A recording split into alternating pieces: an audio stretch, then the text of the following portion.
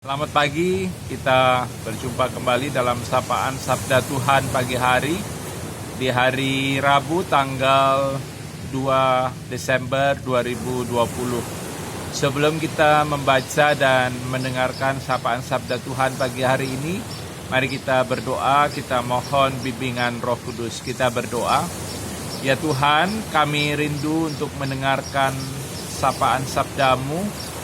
Bimbinglah kami dengan Roh Kudus untuk kami dapat mengerti, menghayati, dan kami dapat melakukan firman Tuhan, sabda Tuhan dalam kehidupan sehari-hari. Kiranya sabdamu menjadi pelita bagi kaki kami dan terang pada jalan kami. Dan sabdamu senantiasa menuntun kami untuk hidup dalam iman, percaya kepada Tuhan Yesus. Inilah kami anak-anak-Mu Tuhan, bersabdalah kepada kami, kami telah sedia untuk mendengarkan sabda Tuhan. Amin.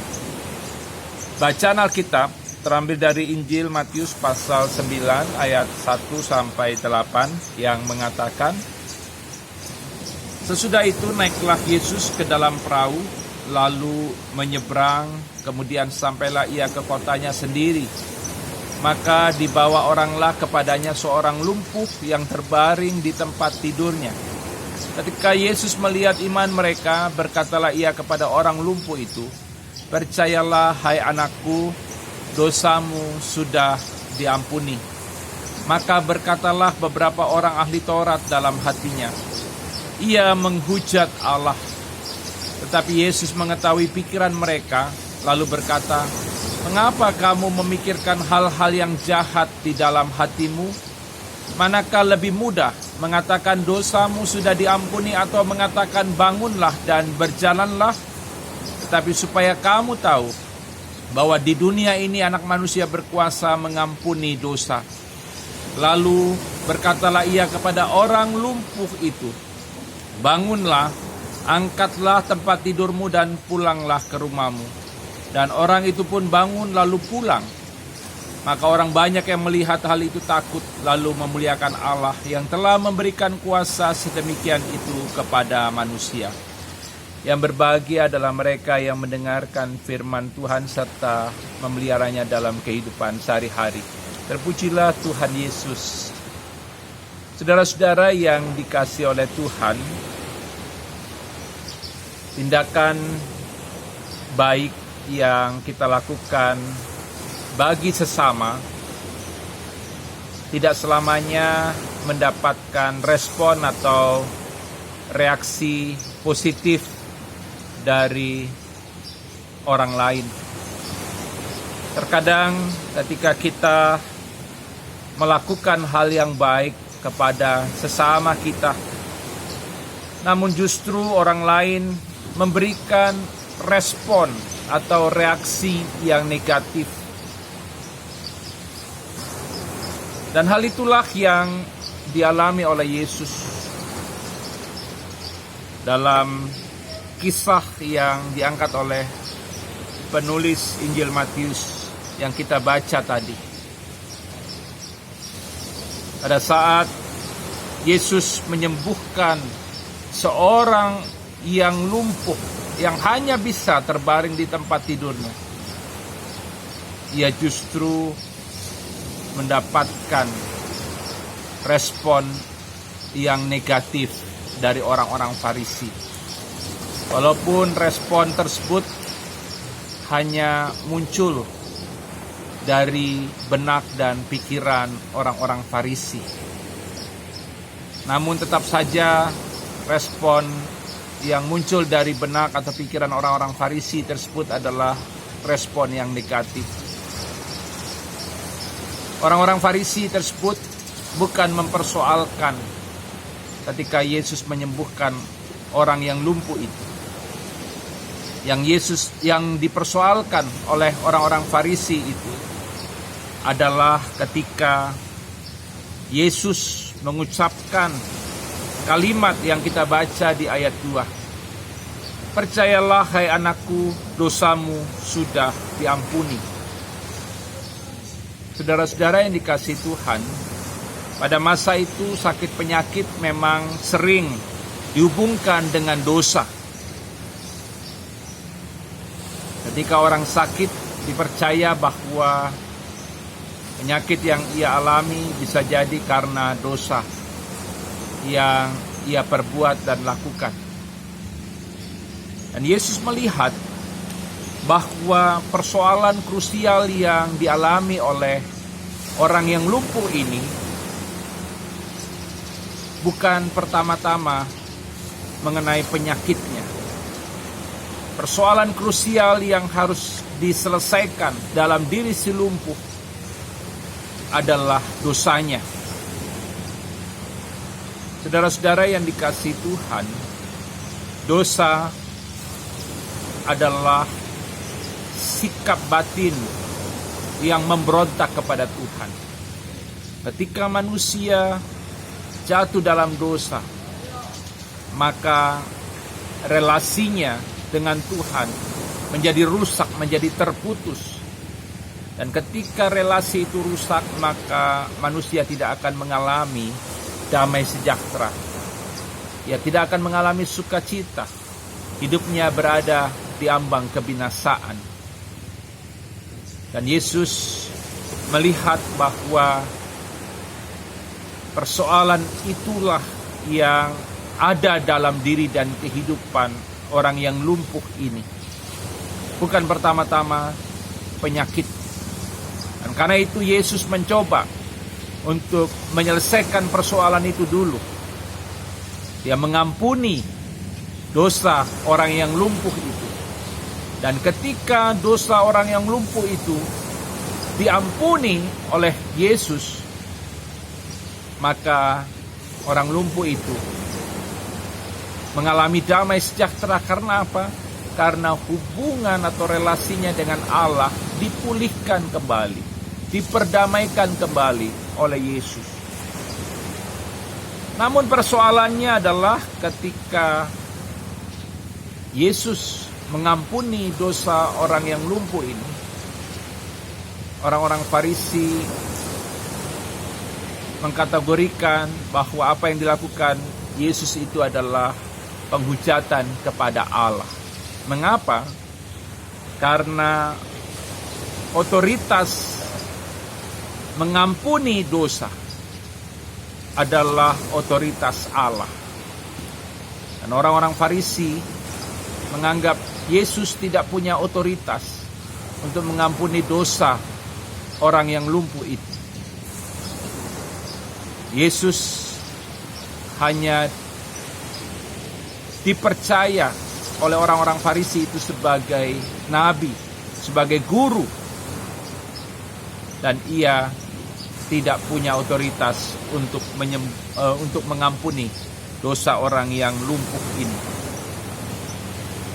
Mereka tidak tahu, mereka tidak percaya bahwa Yesus adalah Allah. Yesus adalah Mesias, bukan hanya sekedar nabi. Dan sebagai Mesias, Yesus punya otoritas untuk mengampuni dosa manusia. Dan setelah mengampuni dosa orang yang lumpuh tersebut, barulah Yesus menyembuhkan sakit penyakit dari si lumpuh ini. Dia mengatakan, bangunlah, angkatlah tempat tidurmu, dan pulanglah ke rumahmu. Dan seketika itu juga, orang yang lumpuh ini bisa berjalan pulang. Saudara-saudara yang dikasihi oleh Tuhan Yesus, firman Tuhan hari ini mau menguatkan iman percaya kita bahwa Yesus adalah Mesias. Dia adalah Allah yang telah menyelamatkan kita dari kuasa dosa melalui kematian dan kebangkitannya. Kita yang berdosa disucikan oleh Kristus, dan hubungan kita dengan Allah yang terputus karena dosa diperdamaikan kembali. Dan oleh sebab itu, di masa Advent ini kita diingatkan untuk kita boleh hidup berkenan kepada Tuhan. Kita tidak lagi hidup di dalam dosa. Kita melakukan hal yang indah, hal yang baik kepada sesama kita, sembari kita tetap hidup dalam iman percaya kepada Tuhan Yesus. Kadangkala dalam hidup yang kita jalani, kita mengalami kelumpuhan. Bukan kelumpuhan secara fisik, tapi kita lumpuh ketika pergumulan datang menghadang. Ketika kita mengalami pencobaan, ketika kita mengalami berbagai masalah dalam kehidupan yang kita jalani. Dan kadangkala kita menjadi lumpuh dan tidak mampu berbuat apa-apa. Kita merasa bahwa kita tidak punya masa depan. Seperti seorang lumpuh yang disembuhkan oleh Yesus. Ketika ia lumpuh, ia tidak punya masa depan. Ia tidak bisa bekerja apa-apa. Dan sama seperti kita. Kadang kita tidak mengalami kelumpuhan fisik. Tetapi karena pergumulan pencobaan datang menerpa, kita juga menjadi lemah, menjadi tidak berdaya. Kita tidak sanggup menjalani kehidupan kita. Kita seperti orang yang lumpuh yang tidak punya masa depan. Dan firman Tuhan hari ini mengingatkan bahwa Yesus adalah Mesias. Dia sanggup untuk memulihkan hidup kita. Dia mau menyelamatkan kita. Dia adalah Allah yang sanggup mengatasi persoalan, pergumulan, tantangan hidup kita. Dan karena itu mari kita bersandar hanya kepadanya. Percaya beriman hanya kepada Tuhan Yesus. Dan kita akan mengalami kehidupan yang damai sejahtera. Kita akan dikuatkan untuk melangkah menjalani kehidupan hari lepas hari. Dan ketika kita beriman kepada Tuhan Yesus, mari kita menjadi berkat bagi kehidupan sesama manusia. Kita dipanggil untuk menyatakan damai sejahtera Tuhan bagi sesama kita yang mengalami pergumulan, yang mengalami tantangan dan pencobaan. Biarlah kiranya kita boleh membawa orang-orang yang mengalami pergumulan itu untuk datang kepada Allah. Berserah penuh kepada Tuhan. Dan beriman kepada Tuhan Yesus. Mari jalani hidup dengan penuh semangat. Karena Tuhan Yesus sudah mengampuni dosa-dosa kita. Dan kita jalani hidup kita dengan semangat. Karena kita tahu bahwa Tuhan Yesus adalah Mesias yang berkuasa. Yang memulihkan, yang sanggup memulihkan setiap persoalan yang kita hadapi. Tuhan Yesus memberkati. Amin. Mari kita berdoa. Tuhan, terima kasih kami boleh dikuatkan oleh firman-Mu. Biarlah kami boleh beriman kepada Tuhan Yesus dan percaya kepada Tuhan Yesus. Dia adalah Mesias yang sudah menyelamatkan kami dari dosa. Dan biarlah kiranya kami tidak lagi hidup dalam dosa. Kami hidup memuliakan Allah. Dan biarlah kiranya kami boleh dengan penuh semangat menjalani hidup. Walaupun banyak pergumulan, tantangan, penderitaan yang kami hadapi sebagai orang yang beriman kepada Tuhan Yesus. Kiranya kami tidak berhenti menyatakan perbuatan Allah yang besar. Kami boleh menghadirkan damai sejahtera Tuhan Yesus dalam hidup kami. Ya Tuhan, terima kasih berkati seluruh warga jemaat-Mu. Kiranya mereka diberkati, dijaga dan dilindungi Tuhan. Bagi yang sakit Tuhan sembuhkan. Bagi yang bergumul Tuhan kuatkan iman percaya mereka. Inilah doa kami Tuhan. Doa ini kami peralaskan hanya di dalam nama Tuhan Yesus Kristus, Tuhan dan Juru Selamat kami yang hidup. Amin.